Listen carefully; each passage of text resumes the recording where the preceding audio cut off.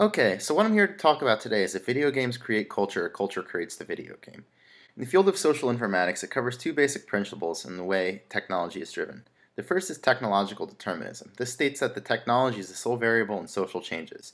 The other is social constructionism. People create and use the implementation of technology.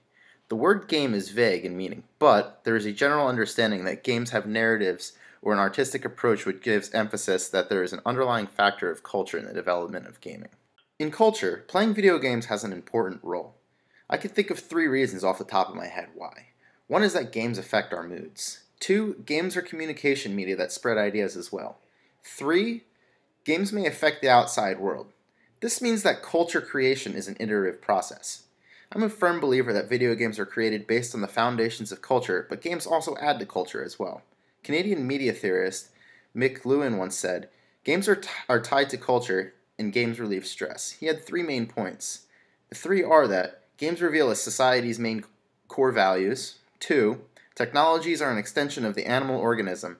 And three, games and technologies are a way in which we cope with stress. Essentially, games are an outlet for society to express and understand events that are going on around us. Similar to how music defines a decade, and video games do the same. Henry Jenkins, a media theorist, had compared video games to jazz. Jazz had represented an era of music from about the 1920s up into the 1940s. At first, jazz was not respected, but over time people adopted it as popular culture. Going forward a few years, because this video is only 3 minutes long, I'm going to focus mainly on the cultural aspects of games in the 1990s. The 1990s in America were an age of counterculture as seen by grunge music or the development of UFC, let's say.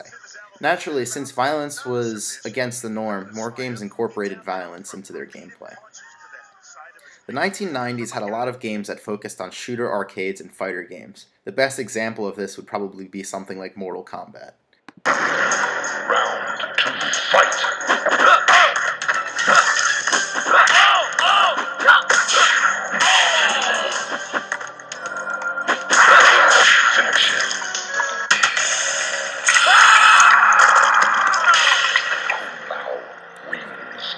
Also, in the 1990s, popular culture started introducing its way into games as well. Games like WWF, Die Hard Arcade, Simpsons games, Terminator 2, etc.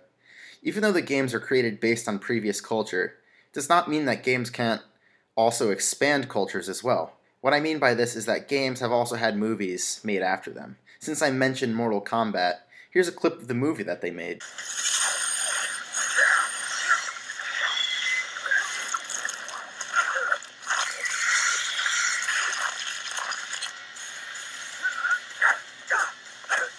Wrapping up my point, Brian Sutton Smith, a game academic, had made a very valid point that games emerge as societies mature and develop.